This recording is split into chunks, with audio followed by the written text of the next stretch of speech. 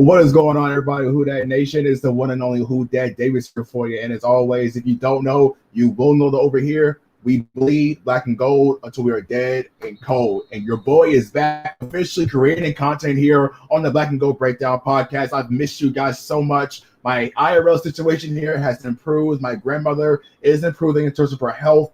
Her infection is gone. She's just dealing with some acid reflux now, but she's walking around a little bit. So that means I can focus a little more on creating content yet again for my fellow followers, my supporters. Thank you guys for sticking it out with me here on the BG Breakdown podcast. I tried to get right, and now it is time to get down with the breakdown. The New Orleans Saints have lost to the Carolina Panthers 26-7. It was an absolute blowout for the Carolina Panthers, and I saw this coming from a mile away. I originally had the Saints winning 24-21, but that's mainly just because I'm a homer and I have a hard time going against my team in terms of picks. But I did, quote unquote, bet against somebody when I went out to the Reef, the restaurant I was watching the game at, and I won $100. So, small victories for today. But as always, the New Orleans Saints did lose today, and that means depending on how this game with the Atlanta Falcons and Tampa Bay Bucks play out, the Saints may either be or maybe be second or third place by the end of the day, but it's fine. The Carolina Panthers, I said from early last week, the Carolina Panthers are legit on defense. They have playmakers at every level, from Brian Burns to Shaq Thompson commanding the middle of the field to Jeremy Chin in the backfield. J.C. Horn is legit. Dante Jackson is improving in his game. They have high-end fly. They have flyers in that secondary. They have flyers all around the defense. And the shout out to Carolina Panthers for making it a really good game for them in their franchise. I'm rooting for them. I really am. Because the Panthers are probably one of the teams I respect the most in this division. I can dig an underdog story. Nobody is really looking at the Carolina Panthers being in the playoffs this year, but I am. I certainly think they have the tools to make it. But we're not here to really talk about the Carolina Panthers, even though I am giving them their credit, because they've outplayed the Saints from the jump. It all started in the trenches for the Panthers. They won offensively in the trenches, and they won defensively.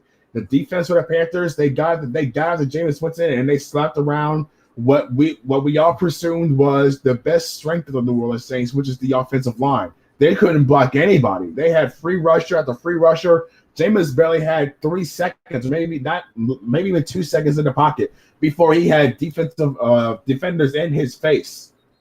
So they have to get that right. They have to get it right for the next week. They have to shake this off, get back to the film. Hopefully they get their coaches back to be ready to take on the New Orleans Patriots on the road.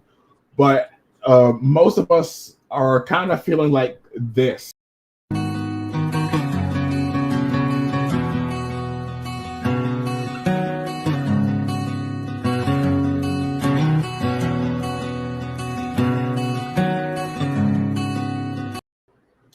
And honestly, I can't blame some of them, but, just relax, guys. That's what I say. The Saints haven't been 2-0 since 2013, and I'm personally am fine with that. The New Orleans Saints don't need to go 2-0. It would be nice, but, it just doesn't happen like that.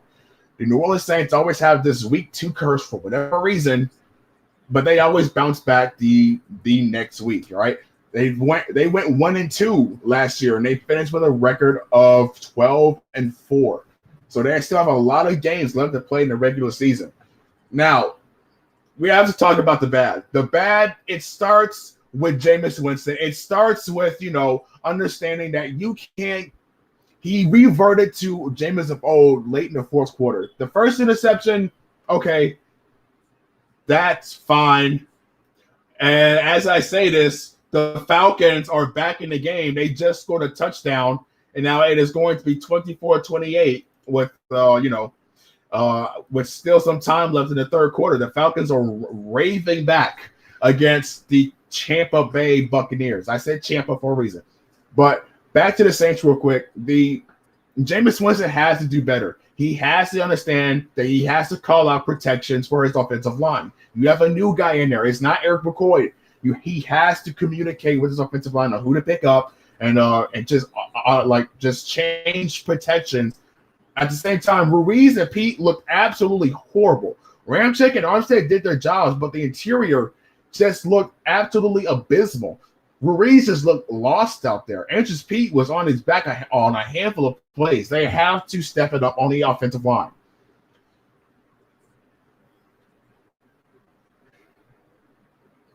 The next thing I have to talk about is just the wide receivers. It's just the wide receivers. The wide receivers are absolutely abysmal right now. I believe they have less than 150 yards total on the entire wide receiver group. Total, less than 150 receiving yards with the entire core. That's unacceptable through 2 games. You have to do better. Marquez Callaway is non-existent right now. Deontay Harris is non-existent right now. Juwan Johnson, Adam Trautman, all these guys are non-existent. And honestly, you have to do better. And we now see why Sean Payton was working out wide receivers last week, and it's like Kenny Stills is on a practice squad. I hope Kenny Stills makes his way to the active roster next week, because it's going to be more the same against a really stout and greedy Patriots defense. Kenny Stills is the guy that's proven in the league. He's really good at getting downfield and winning in those contested catches. You need a legit number 1 guy. Callaway is struggling against number 1 corners. He's more of a 2 or a 3 so far, and it's unacceptable. It's unacceptable. The tight ends have to be better. Alan Trautman is looking lost out there outside of blocking. He has to be featured more in the receiving game. Juwan Johnson, he had a good game last week. He didn't show up so much today, so I'll give him a pass this time because the amount of production he had last week. But overall, I'm just not pleased with how the offense, got going in this game, if at all. The defense looked absolutely horrid in the first half, but they tried to rally back in the second half. PJ Williams looked like the best guy on the field out there. Paulson Adebo got picked on, but, he's a rookie going up against a sure-handed receiver in DJ Moore. You can't really ask for much out of that. So hopefully they get their nonsense together and they really have a good game. The defensive line, Cam Jordan looked lost out there. Outside of one potential strip sack, he was not getting any pressure.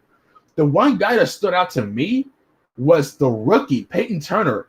And here's the one play that really stood out to me in terms of Peyton Turner. Stepping up in the pocket or trying to and going down is Sam Darnold. And give Peyton Turner credit for keeping Darnold, who might have had some room to at least improve the field position. Again, in that stand-up position and just able to use great leverage and get pushed into the pocket. Here he is right here in that stand-up kind of outside linebacker defensive end. Watch what he does to Cam Ervin. Just pushes him right over the top and able to get there for the sack.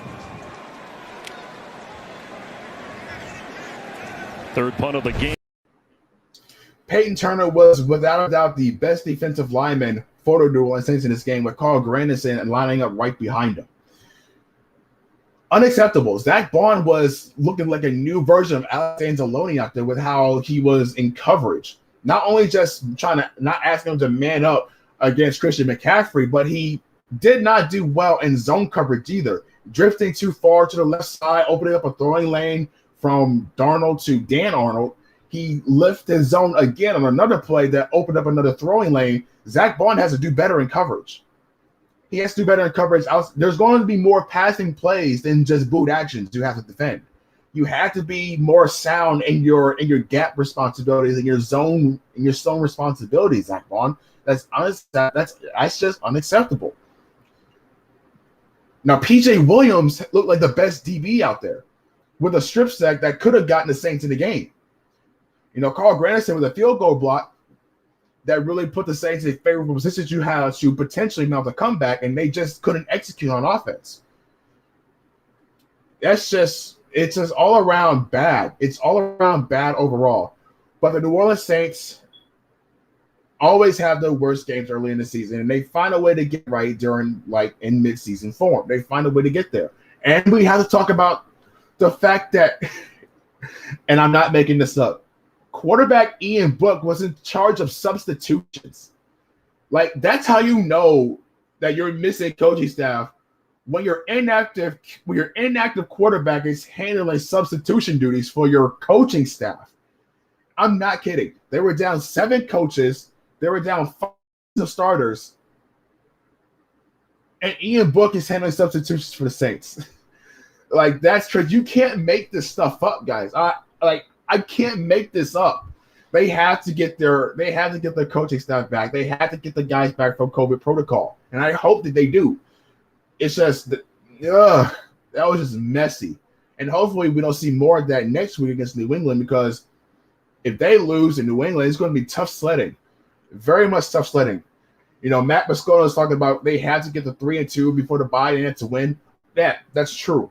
But hopefully Tano Passignon is healthy for, the week 3 matchup against the New England Patriots. Because one of my biggest fears going into this game was Tano Passignon not being there. Because the lack of quality defensive ends getting pressure on Sam Darnold was really going to affect how this game played out. And you now see why. I hope CD Deuce is healthy. I hope Marshawn Lattimore is good enough to go for next week. It's going to be a messy game if you have Marshawn Lattimore and CD Deuce not available for your team on defense. Quan Alexander's on IR, so we're not going to expect him for a while until probably after week 5. But yeah, man, it was ugly. But shouts out to the Carolina Panthers. They showed up, they showed out, they came ready to play. They were playing for everything. And you can't look past a divisional opponent. A young team, a young defense that's really looking to prove something. Sam Darnold was dotting everybody up. They picked on Paulson Adebo. They picked on Zach Bond. Even though they had him in 2nd and long, Sam Darnold was just dotting them up to tight ends over the middle of the field because Zach Bond is not handling his own responsibilities. But yeah, man, look, it's inexcusable how these guys played. At the same time, these guys, for some reason, just don't like playing week 2. I don't know why. It's been that way since 2013. Let's go ahead and read some of your comments here and then let you guys go ahead and enjoy the rest of your games. He's showing some promise. Hope he will develop fast. Peyton Turner looked really good.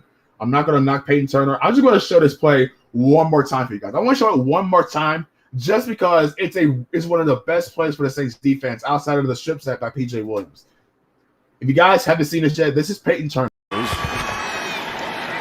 Stepping up in the pocket or trying to and going down is Sam Darnold. And give Peyton Turner credit for keeping Darnold, who might have had some room to at least improve the field position. Again, in that stand-up position and just able to use great leverage and get pushed into the pocket. Here he is right here in that stand-up kind of outside linebacker defensive end. Watch what he does to Cam Irvin. Just pushes him right over the top and able to get there for the sack. Third punt of the game. Yeah, that's Peyton Turner. Shout out to Peyton Turner, man. I can't understate that enough. Let's go ahead and read some more of these comments down here, man. Got Joshua Neal going to see you, man. Your Falcons have put up a good fight against Tampa Bay. Looking forward to seeing that matchup once I'm done here. Giga says, I've been worried about Thompson Horn and Chin since last week. Yeah, man, those are some ball players, man. Like, those guys are legit. Jeremy Chandler had a really good rookie year last year. J.C. Horn is a really good corner. That's why the Saints try to move up in the draft to get him in the first place. And Shaq Thompson, he was stuck behind Luke Kuechly, and now he's emerging as a really good leader for, that's that second level for the Carolina Panthers. Can't ever underestimate a divisional rival. Absolutely. These guys took the Carolina Panthers for granted. Like, just because you got Sam Darnold, commanding the offense, they got some really good sure-handed receivers in Robbie Anderson, DJ Moore, Terrence Marshall making a couple plays. You can't sleep on these guys. You can never sleep on these guys. We need Kenny Stills out there for sure. Bounce back next week. They definitely need them to bounce back. If you can't bounce back, then you're in for a long season, a very long season. But if they can make it to the playoffs, then nothing else matters. Nothing else matters. How do you think we're going to do next game? I will do a video. I will do a live stream later on in the week I will talk about this matchup between the Patriots and the Saints. I will check that out. But for right now, I will say it's going to be a close one. They don't have the best receivers. They're kind of mid-level. They should be able to handle them. But the offensive line for the New England Patriots is nothing to sneeze at. So they have to be on a piece of cues. They have to execute. And their defense is nothing to sneeze at either. I would say the Patriots defense is a little better than the Panthers defense. Like Matthew Judon is a legit threat off the edge. They have to execute to pick up those blitzes. And Bill Belichick is an evil son of a gun. He's going to get those guys right. They're going to look at this film of this week and they're going to try to that same success. So they have to be on the P's and Q's, and they can't take them lightly at all. Ain't no way we blow out Green Bay and lose to the damn Panthers. The Panthers are just a really good team. They're a really good team. They've been building that defense for years, and especially dates back to last year's draft when they went all defense.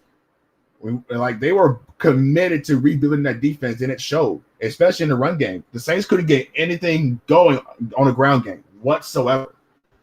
2.9 yards per carry is unacceptable, especially when you have Alvin Kamara and Tony Jones Jr. toting the rock. I think Tony had a better day on the ground than Alvin Kamara. So they had to execute. They had to get the ground game going. Your offensive line is too good not to. Let's go ahead and read out some of his comments. We're going to get up out of here and let you guys enjoy the rest of the games. Let's go ahead and read.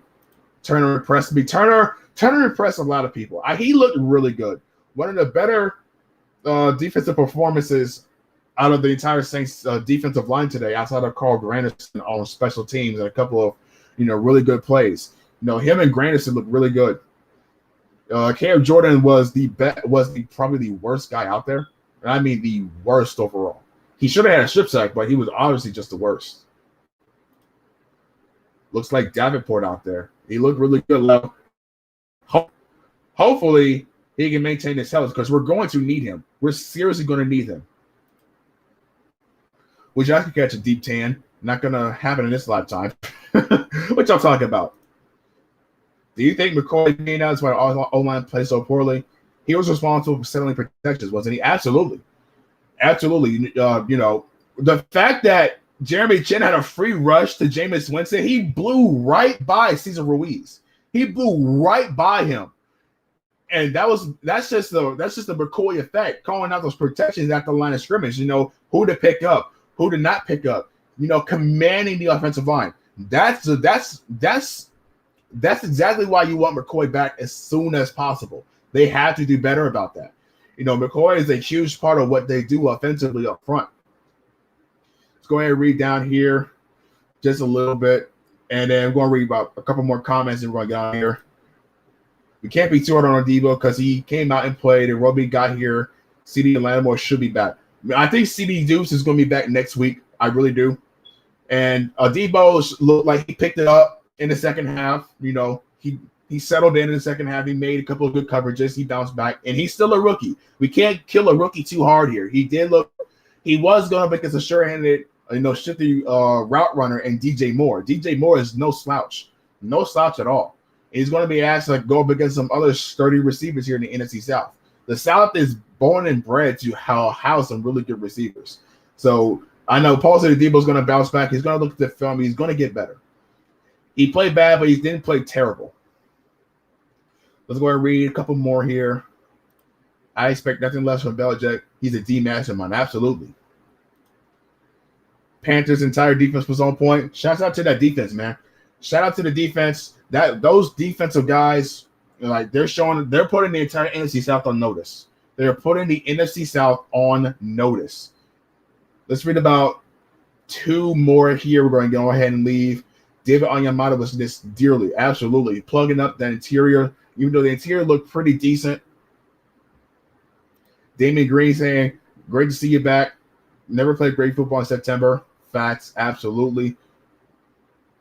Being undisciplined will hurt us. Penalties were self-inflicted. A couple of those penalties were kind of questionable.